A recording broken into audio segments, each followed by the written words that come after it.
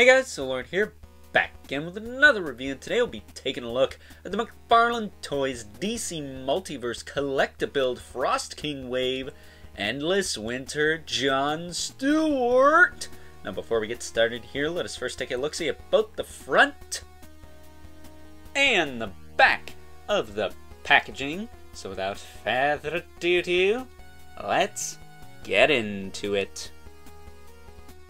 Now before we get into the meat and taters of this review, good old Jon Stewart comes with a collectible trading card, which again follows suit with the rest of this wave, having artwork from the source material on said collectible trading card. A bit bummed we did not get a card for the Frost King, but I don't think we've ever gotten a card for any of the collectibles in this McFarlane Toys DC Multiverse line. But there's a look at the front as well as the back. You can pause and read that now if you want, but if you really want to know a lot more about Jon Stewart, just watch Justice League the animated series.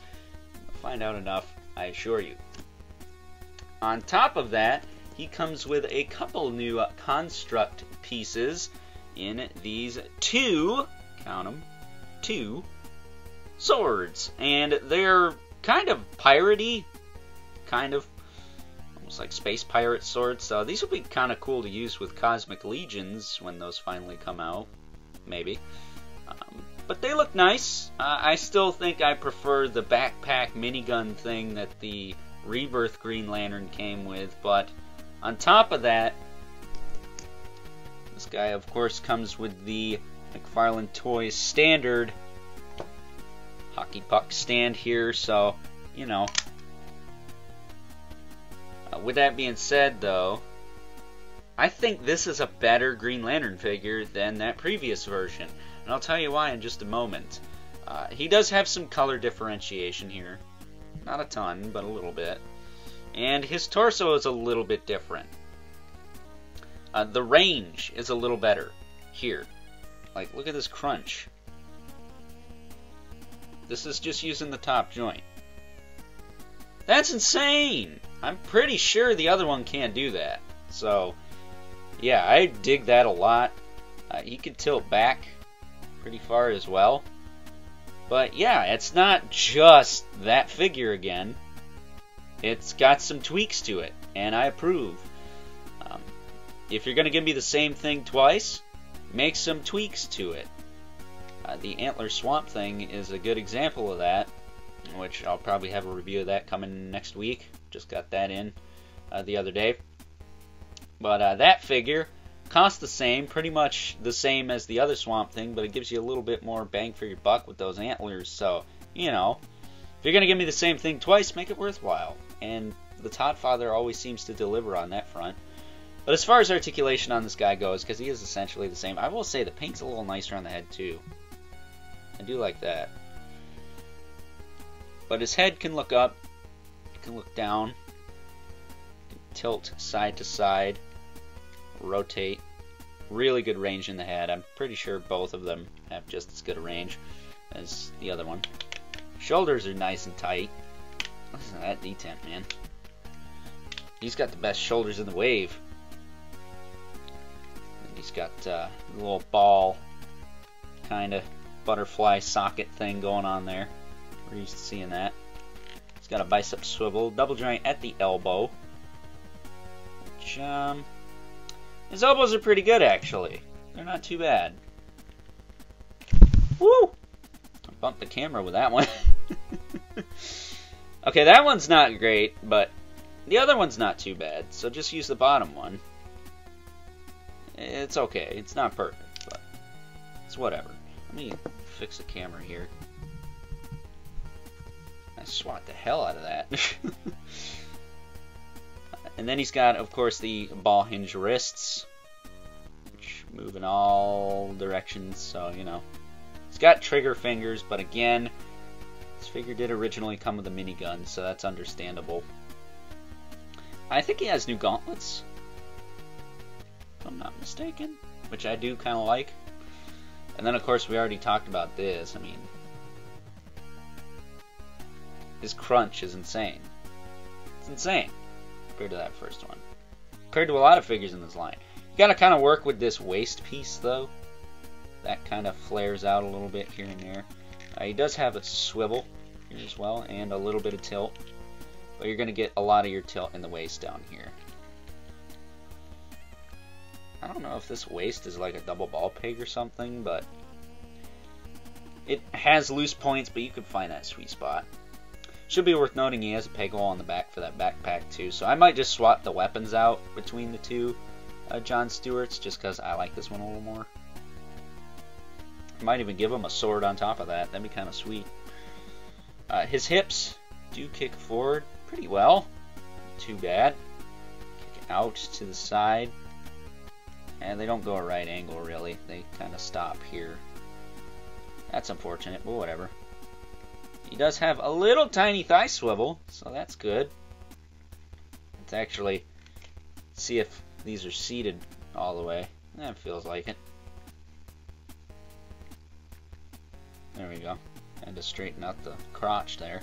That's the one thing with these McFarlane figures. You gotta kind of situate the diaper a little bit, because they don't glue them in all the time. Never really understood that, but whatever. Knee joint. He's got double knee. He's pretty well. Doesn't look too shabby either. So, you know, with the exception of the fact that they cut a little bit of his thigh out here, which is still kind of weird.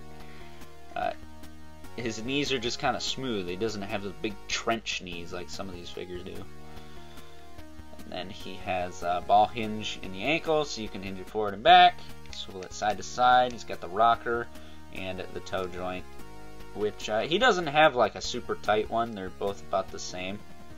But I don't have any problems getting this guy to stand. He's just as, you know, cumbersome as the other, whatchamacallit, Jon Stewart figure from last year, which was a really good figure, but just not strong enough to make my top 10 multiverse, unfortunately. I think he was an honorable mention, though. But yeah, I really dig this figure. I think it's an improvement, in a way, over that previous release. But you guys know me, I always like improvements, especially when they come with Build-A-Figure parts to something I really want. But yeah, really cool figure, man. I dig him.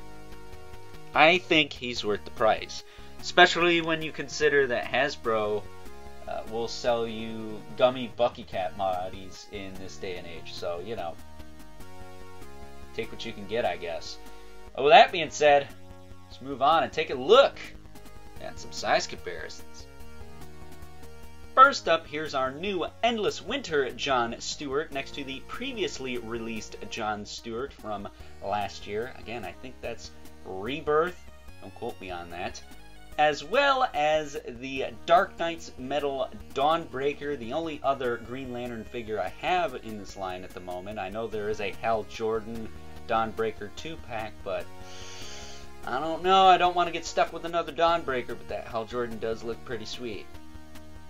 Next up, and for those of you keeping track, here is good old Jon Stewart next to the rest of the Collect-A-Build Frost King Wave, Black Adam, Wonder Woman, and Batman. So you know what that means. We're going to be taking a look at Frost King later this week. Very much looking forward to that. And last, but certainly not least, we have our two regulars, the Mythic Legion's Brother Mandibulus, 11 Spawn, as usual, towers over everyone. So with that being said, time to wrap things up. Some final thoughts.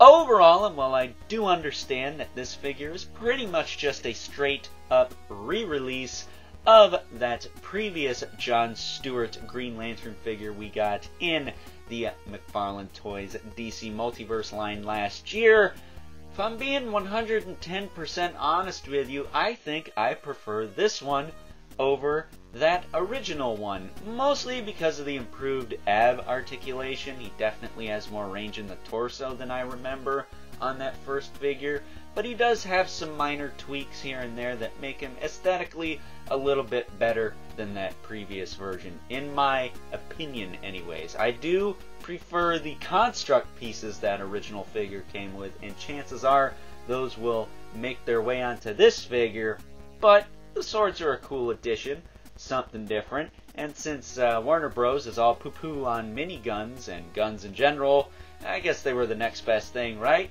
So, with that being said, if you're at all interested in completing the Frost King, or just want a superior John Stewart Green Lantern figure, I would highly suggest you pick this guy up. Hoping we get a single-carded Hal Jordan at some point, or Guy Gardner, or Kyle Rayner, or a couple of my favorites, Toma Ray and Kilowog, but maybe we'll see that in the near-to-distant future. Who knows? McFarlane's still going pretty heavy on the Batman stuff with this line, which I'm not opposed to, but I would like some other characters here and there. Let's be honest. But, that being said, hope you guys enjoyed this review. If you are so inclined, please don't forget to comment, like, subscribe, and hit the bell so you know whenever I upload more reviews like this one. If you haven't already, please hit me up on Instagram at Overlord Productions. But as always, keep calm and civil. The world sucks enough as it is. Until next time, I'll catch you guys later.